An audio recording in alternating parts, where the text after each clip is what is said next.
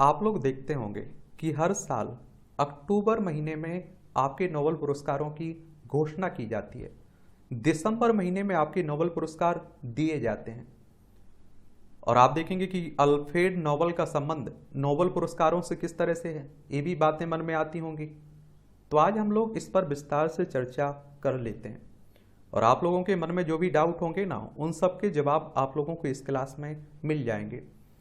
आप लोग अपनी स्क्रीन पर अल्फ्रेड नोबेल को देख रहे हैं। अगर हम लोग देखिए इनके बारे में बात करें तो अल्फ्रेड नोबेल का जन्म 21 अक्टूबर 1833 को Stockholm, United kingdom of Sweden, Norway में हुआ था। तो एक सवाल का जवाब तो आप लोगों को मिल गया कि अक्टूबर में इनका जन्म हुआ था। तो आप देखेंगे नोबेल पुरस्कारों की घोषणा अक्टूबर महीने में की जाती है। वह एक आविष्कारक और इंजीनियर एमेनुअल नोबेल और आप देखिए कैरोलिना एंडियट नोबेल के तीसरे बेटे थे। इस जोड़े ने 1827 में शादी की थी और उनके 8 बच्चे हुए थे। इनके परिवार की आर्थिक स्थिति कमजोर थी और केवल अल्फ्रेड और उनके 3 भाई ही बचपन के बाद जीवित बचे थे। और पहले आप लोग देखते थे कि बहुत सारे बच्चे हो जाते थे और कोई बीमारी आती थी, बहुत सारे बच्चों को ले जाती थी, तो कम ही जीवित रह पाते थे। तो जो जीवित रहे उनमें से एक अल्फ्रेड नोबेल भी थे। उनके वित्तीय संघर्षों के बावजूद अल्फ्रेड के पिता ने यह सुनिश्चित किया कि उनके बेटों को एक उत्कृष्ट शिक्षा मिले और जिससे उनकी वैज्ञानिक योग्यता को बढ़ावा मिले। अपने पिता के माध्यम से अल्फ्रेड नोबेल स्वीडिश वैज्ञानिक ओलोस रूडबैक की वंशज थे और अल्फ्रेड नोबेल को इंजीनियरिंग, विशेष रूप से विस्फोटकों में रुचि थी। और आप देखिए कम उम्र में अपने पिता से विस्फोटकों से जुड़ी बुनियादी सिद्धांतों को इन्होंने सीखा और टेक्नोलॉजी में अल्फ्रेड नोबेल की रुचि उनके पिता, जो कि आप देखते हैं कि स्टॉकहोम में रॉयल इंस्टीट्यूट ऑफ टेक्नोलॉजी के पूर्व छात्र थे, से विरासत में मिली हुई थी इनके परिवार से। अगर हम लोग अल्फ्रेड नोबेल की शिक्षा की बात करें तो 1841 से 1842 तक आप देखेंगे 18 महीने के लिए नोबेल स्टॉकहोम में एकमात्र स्कूल में गए जहां उन्होंने बचपन में पढ़ाई की थी। छोटी उम्र में अल्फ्रेड ने विज्ञान और सीखने, विशेषकर रसायन विज्ञान और भाषाओं में रुचि प्रदर्शित की। 17 साल की उम्र तक वह 5 भाषाएं बोल और लिख सकते थे। उनके पिता ने अपने बच्चों के लिए निजी शिक्षक उपलब्ध कराकर अल्फ्रेड के सीखने के प्रति इस प्रेम को विकसित किया। साहित्य, रसायन विज्ञान, भौतिकी में अल्फ्रेड की रुचि ने उन्हें 24 साल की उम्र में अपना पहला पेटेंट दाखिल करने के लिए प्रेरित किया। नोबेल ने स्वीडिश, फ्रेंच, रूसी, अंग्रेजी, जर्मनी, इतालवी भाषाओं में दक्षता हासिल की और कहते हैं कि जितनी भाषाएं आप लोग सीख सकते हैं सीखिएगा, जितनी ज़्यादा भाषा सीख पाएंगे उतनी अच्छी बात है। इनके व्यक्तिगत जीवन की बात करें तो अल्फ्रेड नोबेल आजीवन अविवाहित रहे और हालांकि उनके जीवनीकारों का कहना है कि उनके कम से कम 3 प्रेम थे, लव स्टोरी थी। पहला रूस में एलेक्जेंड्रा नाम की लड़की से और जिसने उनके प्रस्ताव को अस्वीकार कर दिया था। और आप देखते हैं कि जब प्यार में कोई घायल हो जाता है तो इसी तरह के कारनामे कर देता है, उस ऊर्जा का जो उपयोग करते हैं वो। 1876 में ऑस्ट्रो बोहेमियन काउंटेंस वार्था किंस्की जो उनकी सचिव बनी थी, लेकिन उन्होंने अपने पिछले प्रेमी वेरन आर्थर गुंडाकर बॉन स्टटनर से शादी करने के लिए थोड़े समय नोबेल के साथ रहने के बाद उन्हें छोड़ दिया था। और नोबेल का सबसे लंबे समय तक चलने वाला रिश्ता सेल्जे की सोफिया हैस के साथ था और जिनकी उनकी मुलाकात 1876 में वेना के पास वार्डन में हुई थी और जहां वह एक फूल की दुकान में कर्मचारी के रूप में काम करती थी। यह संपर्क 18 साल तक चला था। नोबेल के हित विविध और दूरगामी थे और वो सामाजिक और शांति से संबंधित मुद्दों में गहरी रुचि रखते थे। उनके विचार ऐसे थे जो उनके समय के दौरान कट्टरपंथी माने जाते थे। ये रुचियां उनके द्वारा स्थापित पुरस्कारों में प्रतिबिंबित भी होती हैं, जिनमें आप देखिए विज्ञान, साहित्य और शांति कार्य जैसे विविध क्षेत्र शामिल थे। खाली समय में वो कविता और नाटक भी लिखते थे। इनके अगर हम लोग आविष्कार और खोजों की बात करें तो डायनामाइट और विस्फोटक।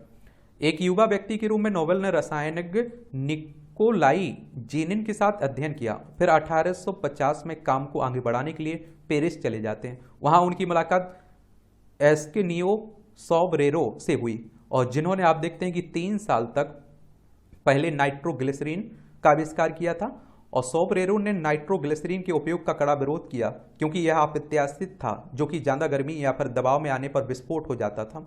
लेकिन नोबेल को व्यावसायिक रूप से प्रयोग करने योग्य विस्फोटक के रूप में नाइट्रोग्लिसरीन को नियंत्रित करने और उपयोग करने का तरीका खोजने में दिलचस्पी हो गई, क्योंकि इसमें बारूद से कहीं अधिक शक्ति थी।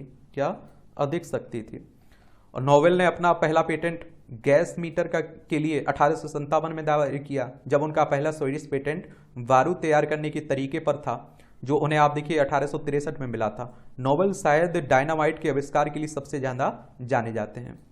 और 1866 में आप देखिए उन्होंने एक औद्योगिक विस्फोटक के रूप में नाइट्रोग्लिसरीन, जिसे ब्लास्टिंग ऑयल भी कहा जाता है, का पेटेंट प्राप्त किया। इस अत्यधिक अस्थिर पदार्थ को सुरक्षित रूप से विस्फोट करने के लिए नोबेल ने एक डेटोनेटर या फिर ब्लास्टिंग कैप का आविष्कार किया, जिसे फ्यूज जलाकर बंद किया जा सकता था। और अगले वर्ष उन्होंने अपने विस्फोटक यौगिक का नाम डायनामाइट रखा था। सुरक्षा उपाय और नवाचार। तो सुरक्षा के प्रति नोबेल की प्रतिबद्धता को बढ़ा चढ़ाकर नहीं बताया जा सकता। उन्होंने पाया कि जब नाइट्रोग्लिसरीन को किजल गुहर डाइटोमिसियस अर्थ है इस जैसे शोषक अक्रिय पदार्थों में शामिल किया गया, तो इसे संभालना सुरक्षित और अधिक सुविधाजनक हो गया। और इस मिश्रण को उन्होंने 1867 में डायनामाइट के रूप में पेटेंट कराया। और नोबेल ने उस वर्ष पहली बार रेड हिल, सरे, इंग्लैंड में एक खदान में अपने विस्फोटक का प्रदर्शन भी किया था। और आप देखिए अन्य आविष्कारक पेटेंट में देखें तो अपने पूरे जीवन काल में नोबेल को अंतर्राष्ट्रीय स्तर पर 355 पेटेंट जारी किए गए, जो उन्हें एक महान आविष्कारक के रूप में दर्शाता है। उनके आविष्कार विभिन्न क्षेत्रों और उद्योगों में फैले हुए थे, जो उनकी बहुमुखी बुद्धि और आतृत जिज्ञासा को प्रदर्शित करते हैं। और विस्फोटकों के अलावा उनके पास रसायन विज्ञान में सिंथेटिक सामग्री और प्रक्रियाओं में भी पेटेंट थे उनके पास। अब आप देखिए इनकी डेथ की बात आती है, मौत की। तो नोबेल पर इटली को बैलिस्टाइट बेचने के लिए फ्रांस के खिलाफ राजद्रोह का आरोप भी लगाया गया था। इसलिए आप देखिए 1891 में पेरिस ने सैन रेमो इटली चले गए थे पेरिस से। और आप देखिए 10 दिसंबर 1896 को अल्फ्रेड नोबेल की आघात लगने से मृत्यु हो गई थी इनकी। कब? 10 दिसंबर 1896 में। अब आप देखते हैं कि नोबेल पुरस्कारों की बात आती है कि किस तरह से आप देखते हैं कि ये दिए जाते हैं। तो 1895 में नोबेल ने नोबेल पुरस्कारों की स्थापना के लिए अपनी संपत्ति का बड़ा हिस्सा अलग रखते हुए अपनी अंतिम वसीयत और वसीयतनामा पर हस्ताक्षर किए थे। नोबेल की वसीयत ने 5 नोबेल पुरस्कारों की स्थापना के लिए अपनी कुल संपत्ति का 94%, यानी कि आप देखिए कि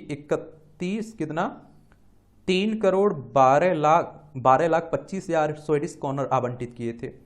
और आप देखिए 17 नवंबर 1895 को पेरिस में स्वीडिश नॉर्वेजियन क्लब में नोबेल ने अपनी इस अंतिम वसीयत और वसीयतनामा पर हस्ताक्षर किए और बिना राष्ट्रीयता के भेदभाव सालाना दिए जाने वाले नोबेल पुरस्कारों की स्थापना के लिए अपनी संपत्ति का एक बड़ा हिस्सा 94% दान कर दिया था।